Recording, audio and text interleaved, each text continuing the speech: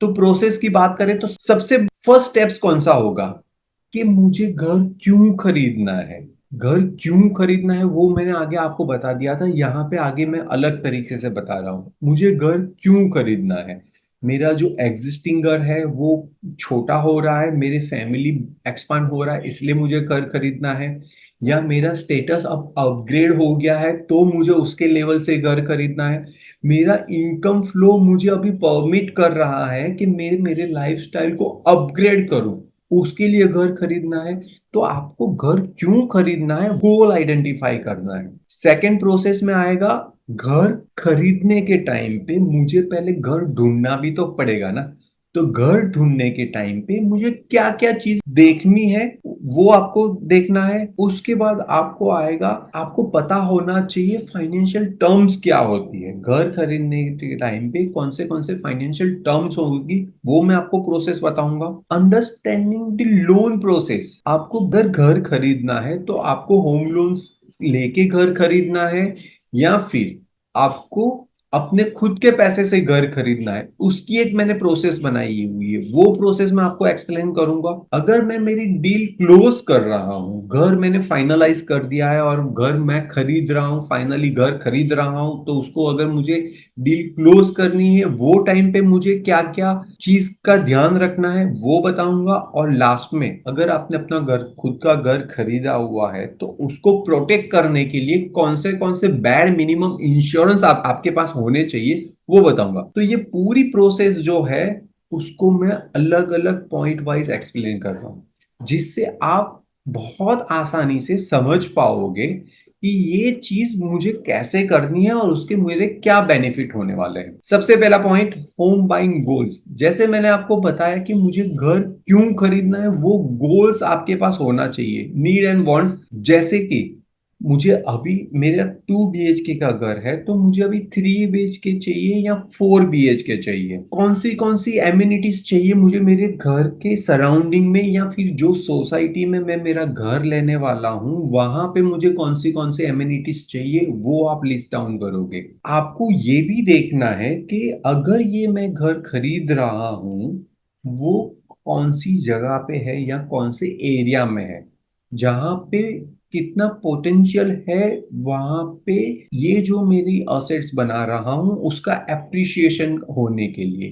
तो आपको ये भी देखना है, ये भी कंसीडर करना है कि जब आप घर खरीदने जाओ तो आप एक रिसर्च करो कि कौन सा एरिया में मेरा घर खरीदने वाला हूँ, वहां पे डेवलपमेंट का प्रोसेस क्या हो रहा है, गवर्नमेंट का वहां पे डेवलपमेंट का क्या एरिया है, वहां पे गवर्नमेंट डेवलपमेंट करने के कितने परसेंटेज चांसेस है, वहां पे वो जो एरिया है वो न्यू डेवलप एरिया है या फ्यूचर में वो डेवलपमेंट हो रहा है नहीं हो रहा, उसको भी आपको रिसर्च करना है, जिससे आपकी जो प्रॉपर्टी आप बना रहे हो उसका एप्रिसिएशन कैसे होगा वो आपको यहाँ से पता चलेगा। आपको एक टाइमलाइन बनाना जरूरी है। आप जब घर खरीदने के लिए जा रहे हो तो ऐसा तो होगा नहीं कि आपने एक जगह पे गए और आपको घर पसंद आ गया और तीसरे दिन आपने घर खरीद लिया।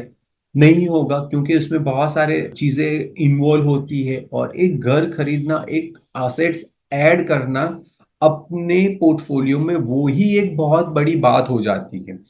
तो वो केस में आपके पास टाइम लाइन भी होना चाहिए कि ये घर मुझे 3 महीने में खरीदना है या 6 महीने में खरीदना है या 1 साल में खरीदना है। उसके हिसाब से आप पता कर पाओगे कि मुझे कितना सेविंग्स लगेगा, मुझे कितना घर खरीदने के टाइम पे डाउन पेमेंट देना है, मुझे घर खरीदने के लिए क्या बजट बनाना है, वो पूरा डिपेंड रहेगा आपकी ये टाइमलाइन पे। जैसे मैंने आगे आपको बताया हुआ है कि मार्केट कंडीशन आपको देखना बहुत जरूरी है।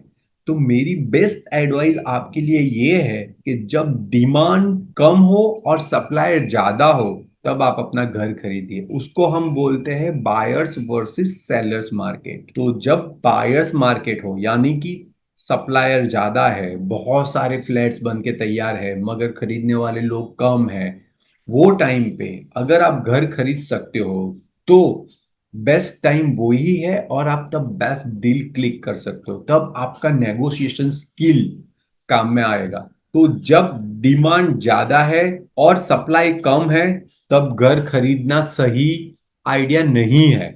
जब सप्लायर ज्यादा है, डिमांड कम है, तब जाके आप घर खरीदिए, तो आप अच्छी तरह नेगोशिएशन कर सकते हो। और जब भी आप घर खरीदने के लिए जा रहे हो, मेरा एक एडवाइस है कि आप कोई भी एडवाइजर थ्रू घर खरीदने जाइए, क्योंकि वो अच्छा एडवाइजर, जो जिसको हम रियल एस्टेट ब्रोकर बोलते हैं, रियल एस्टेट ब्रोकर आपको हमेशा कुछ ना कुछ अच्छी टिप्स बिल्कुल देगा। तो एडवाइस है कि अगर आप अपना घर बाइंग प्रोसेस शुरू कर रहे हो, तो स्टार्टिंग में ही जिस पे आपको ट्रस्ट हो वैसे रियल एस्टेट ब्रोकर को आप साथ में रखिए। सेकंड प्रोसेस में हम सेकंड चीज क्या देखेंगे?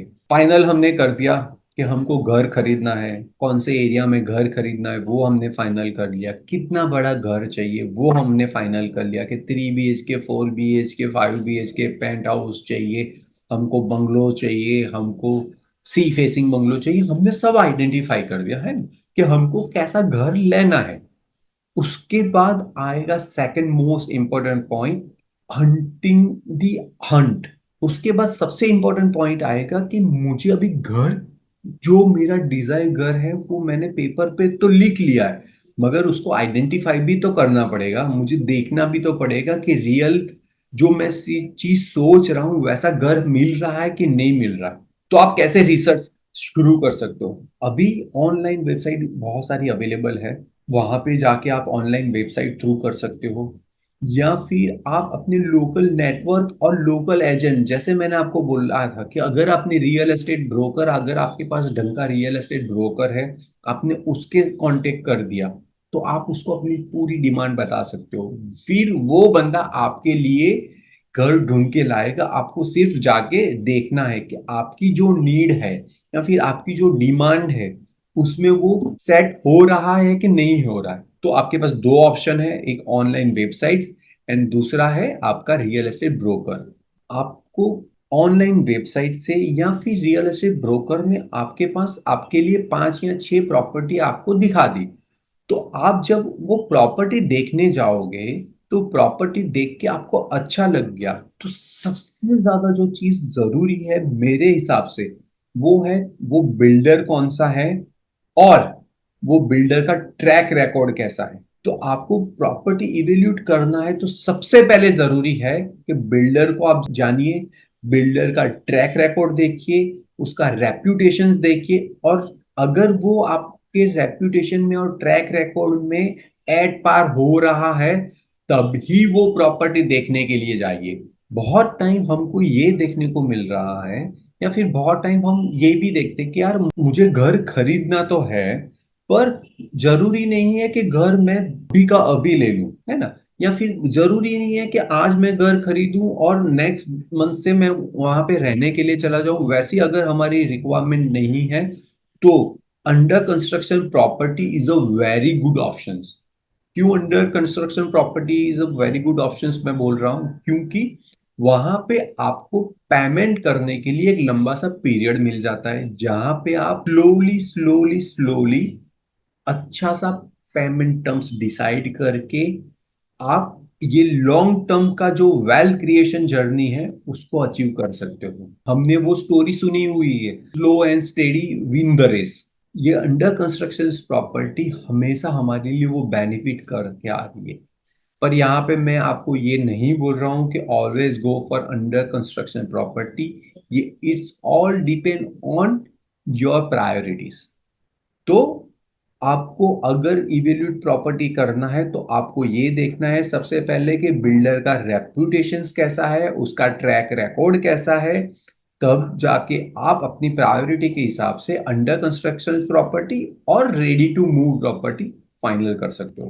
प्रॉपर्टी का वैल्यू, ये एक बहुत ही बड़ी चीज है कि बिल्डर ने बोला कि 1 करोड़, मुझे लग रहा है कि 90 लाख, या मुझे लग रहा है कि इसके 90 लाख होने चाहिए, बिल्डर बोल रहा है 1 करोड़, तो मैं ये प्रॉपर्टी का प्राइस कैसे सेट करूं?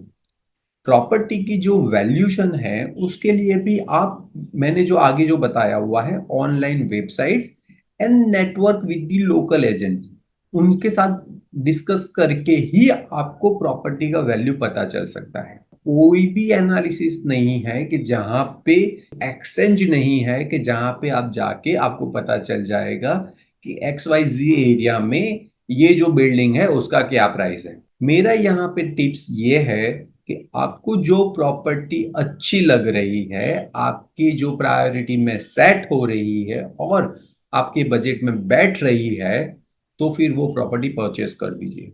आपको ये चीज भी याद रखनी है कि एरिया वाइज प्रॉपर्टी के अलग अलग प्राइस होंगे, लोकेशन वाइज प्रॉपर्टी के अलग अलग प्राइस होंगे। तो जब आप प्रॉपर्टी फाइनलाइज कर रहे हो, तब आपको ये भी देखना है कि आपका बजट, आपका लोकेशंस एंड आपकी जो प्रायोरिटीज है उसमें कौन सी प्रॉपर्टी सेट हो रही है, उसके हिसाब से ही आपको प्रॉपर्टी फाइनल करनी होगी। बिकॉज बहुत अच्छे अच्छे एरिया में प्रॉपर्टी के प्राइस 10% 20% ज्यादा होंगे, तो आपको ये भी देखना है। आगे जैसे मैंने बताया कि प्रॉपर्टी देखने के टाइम पे आपको जोग्राफिकली एरिया क्या है उसका थोड़ा कंसीडरेशन करना होगा कि मैं जहां पे नया घर ले रहा हूं, वो घर या जो एरिया में मेरा नया घर ले रहा हूं, वो एरिया आगे 2 3 5 साल में कैसा डेवलप हो रहा है, वो एरिया में मार्केट कंडीशंस क्या है, वो एरिया जहां पे मैं नया प्रॉपर्टी ढूंढ रहा हूं या फाइनलाइज कर रहा हूं, वहां से डे टू डे एक्टिविटीज वाली जगह like the market, school, colleges, offices या फिर रेलवे स्टेशन, एयरपोर्ट, हाईवेज कैसा हो रहा है, वहां पे डेवलपमेंट के स्कोप क्या है, वहां पे कौन सी लोकालिटी ज्यादा रह रही है, ये सब भी आपको कंसीडर करना है। अगर आपने ये कंसीडर नहीं किया, तो ऐसा हो सकता है कि 2 या 3 साल में आपको लगता है कि यार ये प्रॉपर्टी मैंने लेके बहुत बड़ी गलती कर दी। तो आपको अगर ये नहीं करना है, तो आपको ये भी कंसीडर करना है कि जो एरिया में मैं घर ले रहा हूं उसका पोटेंशियल कितना है। क्योंकि आप जो घर ले रहे हो, घर कभी भी 2 या 3 साल के लिए नहीं होता, घर ले रहे हो आप 5 10 15 20 साल के लिए। तो आपको ये चीज हमेशा कंसीडर करनी चाहिए कि जो एरिया में घर लेने के लिए ले रहा हूं, वो एरिया मेरी जो प्रायोरिटीज है, रेलवे स्टेशन हो गया, मार्केट हो गया, हॉस्पिटल्स हो गया, स्कूल हो गया, कॉलेजेस हो गया, ऑफिसेस हो गया या एयरपोर्ट हो गया, वो प्रायोरिटीज में सेट हो रहे कि नहीं हो रहे, वो प्रायोरिटीज आपको देखनी होगी। तो जैसे इसको मैं अगर वापस समराइज कर दूं, तो अगर मैं घर ढूंढना शुरू कर रहा हूं, तो मुझे क्या करना है, तो मैं ऑनलाइन वेबसाइट या एजेंट थ्रू घर ढूंढ सकता हूं। उसमें मुझे क्या सबसे पहले देखना है, सबसे पहले मुझे देखना है कि अगर मैं जो बिल्डर के पास जा रहा हूं, वो बिल्डर का रेपुटेशन कैसा है, ट्रैक रिकॉर्ड कैसा है। मेरी प्रायोरिटी के हिसाब से मैं अंडर कंस्ट्रक्शन बिल्डिंग में जाऊं या रेडी टू मूव में जाऊं, वो मैं देख लूंगा। प्रॉपर्टी का वैल्यू क्या होना चाहिए, बेस्ट प्रॉपर्टी का वैल्यू आपको कहां से पता चल जाएगा, बेस्ट प्रॉपर्टी का बेस्ट वैल्यू आपको ऑनलाइन वेबसाइट और एजेंट थ्रू पता चलेगा। मेरा टिप्स आपके लिए ये है कि जो प्रॉपर्टी आपको अच्छी लग रही है, आपके लिए की जो नीड है उसमें वो सेट हो रही है और आपके बजट में सेट हो रही है, वो आपके लिए बेस्ट प्रॉपर्टी है। और एरिया जब आप फाइनलाइज कर रहे हो, तब आपको ये पता होना चाहिए कि जो मेरा डे टू डे रूटीन में जो चीजें मुझे लगेगी, जैसे market, hospital, railway station, airport, वहां पे वो एरिया से वो सब चीजें कितनी दूर है। और पॉइंट 2, ये जहां पे मैं एरिया में जा रहा हूं वहां पे लोकालिटी क्या है। पॉइंट नंबर 3, और इसके ग्रोथ होने के क्या स्कोप्स है। क्योंकि हमेशा याद रखिएगा, होम या ड्रीम होम आप जब खरीद रहे हो, वो अगले 5 10 15 साल के लिए खरीद रहे हो।